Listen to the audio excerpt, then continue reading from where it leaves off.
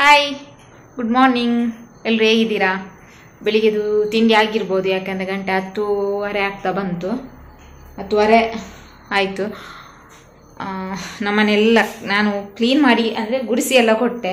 ನಮ್ಮನೆಯವರು ನೆಲ ಒರೆಸ್ತಾ ಇದ್ದಾರೆ.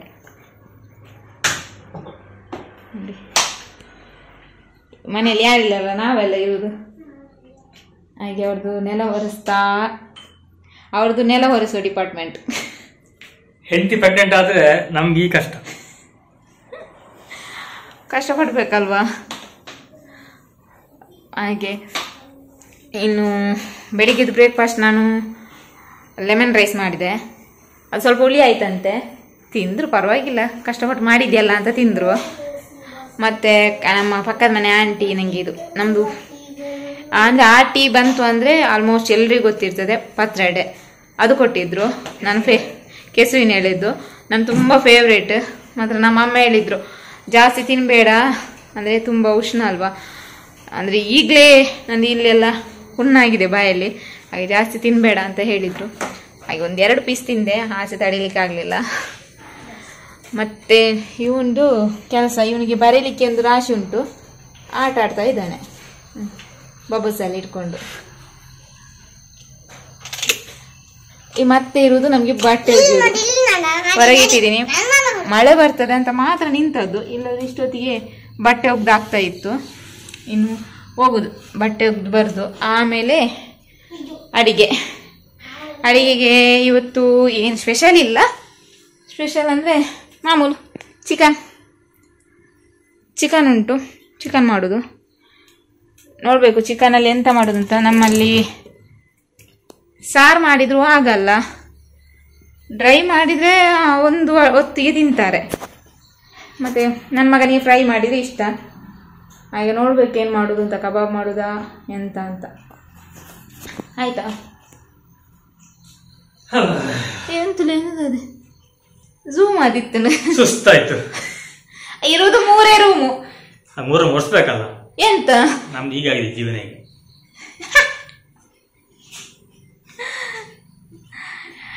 ಅಂದರೆ ನಾನೇ ಒರೆಸುದು. ಇವತ್ತು ಸ್ವಲ್ಪ ಬೆನ್ನು ನೋವಿತ್ತ, ನಿನ್ನೆ ರಾತ್ರಿ ಇಡೀ ಮಲಗಿಲ್ಲ. ನನ್ನ ಮಗ ಒಬ್ಬ ಹೇಳಿದ್ದ ನಿನ್ನೆನೆ, ಅಮ್ಮ ನೀನು ಬೆಳಿಗ್ಗೆ ತನಕ ಕೂತ್ಕೋ ಅಂತ. ಹಾಗೇನೆ ಕೂತ್ಕೊಂಡೆ ಬೆಳಿಗ್ಗೆ ಮಾಡಿದೆ. ಮತ್ತೆ ಬೆಳಿಗ್ಗೆ ಎದ್ದು ಹೇಳ್ತಾನೆ, ಅಮ್ಮ ಸಾರಿ ಅಮ್ಮ ಅಂತ. ಆದರೆ ಏನೋ ಗೊತ್ತಿಲ್ಲಪ್ಪ, ತುಂಬ ಬೆನ್ನು ನೋವಿತ್ತು. ಉಷ್ಣ ಡೇಟ್ ಇನ್ನೊಂದು ಕೊಡ್ಲಿಕ್ಕೆ ನನಗೆ ನೆಕ್ಸ್ಟ್ ಮಂತ್ ಆಗಸ್ಟಲ್ಲಿ ಕೊಟ್ಟಿದ್ದಾರೆ, ಕೃಷ್ಣ ಜನ್ಮಾಷ್ಟಮಿ ದಿನ. ಮತ್ತೆ ಹೇಳಿಕ್ಕಾಗೋದಿಲ್ಲಲ್ಲ ಅವಂದ್ರಲ್ಲ. ಹಾಗೆ 16 ಏನೋ ಡೇಟ್ ಕೊಟ್ಟಿದ್ರು. ನಾನು 3 ತಾರೀಕಿಗೆ ಡೆಲಿವರಿ ಆಗಿತ್ತು, ಅಂದರೆ 13 ದಿನ ಮುಂಚೆನೆ ಡೆಲಿವರಿ ಆಗಿತ್ತು. ಈ ಸಲ ನೋಡಬೇಕು ಏನು ಅಂತ. ಹಾಗೆ ಈಗ ಕೆಲಸ ಮಾಡಿದರೆ ತುಂಬ ಒಳ್ಳೆಯದು. ನಮ್ಮನೆಯವರು ಬೂದು ಕುಂಬಳ ಇದು ಸಿಪ್ಪೆ ತೆಗಿತಿದ್ದಾರೆ. ನಾನು ಕಟ್ ಮಾಡಿ ತೆಗೀರಿ ಅಂದೆ, ಫುಲ್ ತೆಗಿತಾರಂತೆ. ಇದೆಂತ ಮಾಡಲಿಕ್ಕೆ ಅಂದರೆ ಕಾಶಿ ಹಲ್ವಾ ಮಾಡೋಣ ಅಂತ. ರೆಸಿಪಿ ಬೇಕಾದ್ರೆ ಫುಡ್ ಮೀಡಿಯಾದಲ್ಲಿ ನೋಡಿ. ರೆಸಿಪಿ ಬೇಕಿದ್ರೆ ಫುಡ್ ಮೀಡಿಯಾದಲ್ಲಿ ನೋಡ್ಬೇಕಂತೆ.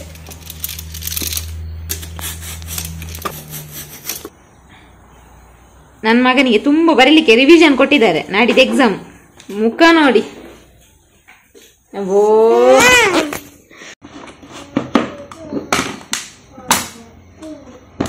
ಇದನ್ನು ತುರಿಲಿಕ್ಕೆ ಉಂಟು, ಅದರಿಂದ ಸಪ್ರ ಸ್ವಲ್ಪ ಕಟ್ ಮಾಡಿದರೆ ಆಯಿತು.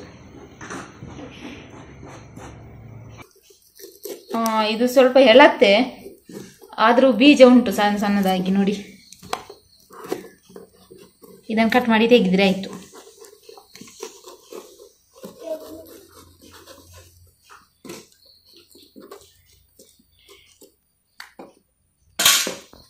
ಇಷ್ಟಿಷ್ಟು ಸಣ್ಣ ಮಾಡಿದ್ರೆ ತುರಿಲಿಕ್ಕೆ ಈಸಿ ಆಗ್ತದೆ. ನಮ್ಮ ಹತ್ರ ಇಂಥದ್ದು 2 ಉಂಟು. ಇವರು ಇದು ಸಣ್ಣದುಂಟಲ್ಲ, ಅದಕ್ಕೆ ಇದಾಗ್ಬೋದು ಅಂದರು. ಸ್ವಲ್ಪ ಸಣ್ಣದಿದ್ರೆ ತುಂಬ ಒಳ್ಳೆಯದು, ಅಂದರೆ ಬೇಗ ಬೇಯ್ತದೆ ಅಂತ ಅಷ್ಟೇ.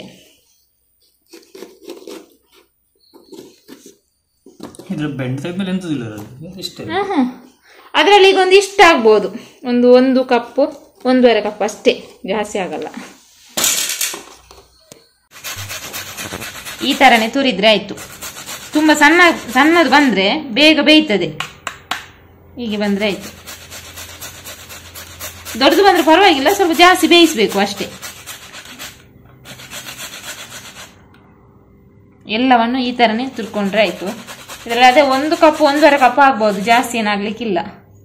1.5 kg ಆಯ್ತಾ ಇದು 1.5 kg ಬೂದುಕುಂಬಳಕಾಯಿ, ಅದೊಂದು 1.5 ಕಪ್. ಅದೆಲ್ಲ ಬೆಂಡು ಹೋಗಿದೆ, ಬೆಂಡು ಹೋದ ನಂತರ ಬರೋದಲ್ಲ, ಹಾಗಾಗಿ ನಿಮಗೆ ಕಪ್ಪಲ್ಲಿ ಹಾಕಿ ತೋರಿಸ್ತೀವಿ. ಇವನು ಬರೆಯುವವನು ಅಪ್ಪ ಮಾಡುವುದನ್ನು ನೋಡ್ತಾ ಕೂತಿದ್ದಾನೆ.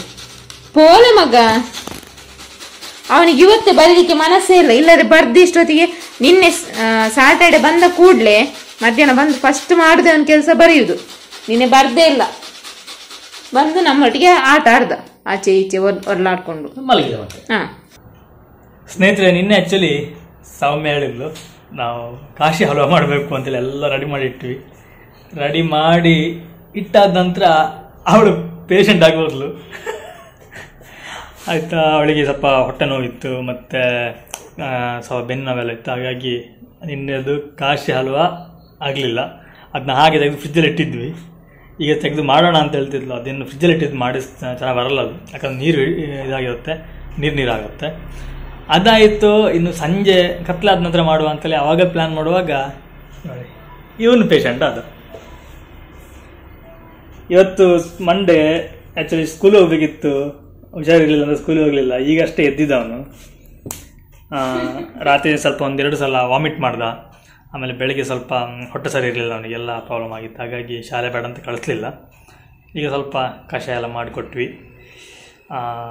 ಹೊಟ್ಟೆ ನೋವಿಗೆ ಒಂದೊಳ್ಳೆ ಮೆಡಿಷನ್ ಅಂತಂದರೆ ನಮ್ಮ ದಾಳಿಂಬೆ ಸಿಪ್ಪೆ ಬರುತ್ತಲ್ಲ, ಅದನ್ನು ಒಣಗಿಸ್ಬೇಕು, ಅದರಿಂದ ಕಷಾಯ ಮಾಡಿ ಕುಡಿಸ್ಬೇಕು. ಆಗ ಹೊಟ್ಟೆ ನೋವು ಆಲ್ಮೋಸ್ಟ್ ಕಮ್ಮಿ ಆಗುತ್ತೆ. ಹೊಟ್ಟೆ ನೋವಿರಲಿಲ್ಲ ಅವನಿಗೆ, ಸ್ವಲ್ಪ ಬೇದಿ ರೀತಿ ಆಗ್ತಿತ್ತು ಅಷ್ಟೇ. ಅದು ಸಹ ಈಗ ಕ್ಲಿಯರ್ ಆಗಿದೆ. ಸ್ವಲ್ಪ ಊಟ ಮಾಡಿದ್ದಾನೆ, ಭಯ ಬಿದ್ದು ಊಟ ಮಾಡಿದ್ದು. ಎರಡು ಬಾಯಿ ಊಟ ಮಾಡಿದ ಅಷ್ಟೇ, ಒಂದೇ ಬಾಯಿ ಊಟ ಮಾಡಿದ್ದಾನಂತೆ. ಅವನು ವಾಮಿಟ್ ಆದಾಗ ತುಂಬ ಭಯ ಬೀಳ್ತಾನೆ. ನಿನ್ನೆ 2 ಸಲ ಆಗಿತ್ತಲ್ಲ, ಹಾಗಾಗಿ ತುಂಬ ಭಯ ಬಿದ್ದಿದ್ದಾನೆ. ಇನ್ನೊಬ್ಳು ಪೇಷಂಟ್ ಇಲ್ಲಿ ಕೂತಿದ್ದಾಳೆ.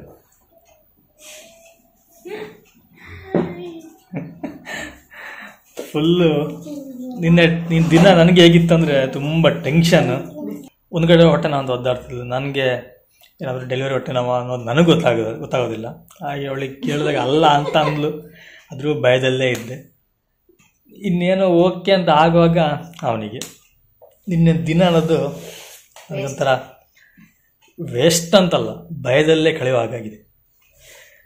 ಏನೇನೋ ಪ್ಲ್ಯಾನ್ ಮಾಡಿದ್ವಿ. ಆ್ಯಕ್ಚುಲಿ ನಾವು ನಿನ್ನೆ ಕಾಶಿ ಎಲ್ಲ ಮಾಡಬೇಕು, ಫುಡ್ ಮೀಡಿಯಾ ಹಾಕಬೇಕಂತ ಎಲ್ಲ ಪ್ಲ್ಯಾನ್ ಮಾಡಿದ್ವಿ.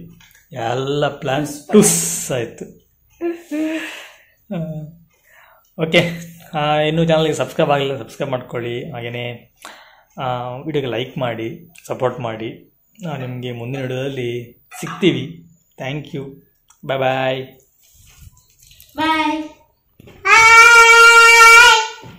ಈಗ ವಾಯ್ಸ್ ಬಂತ ಒಂದು.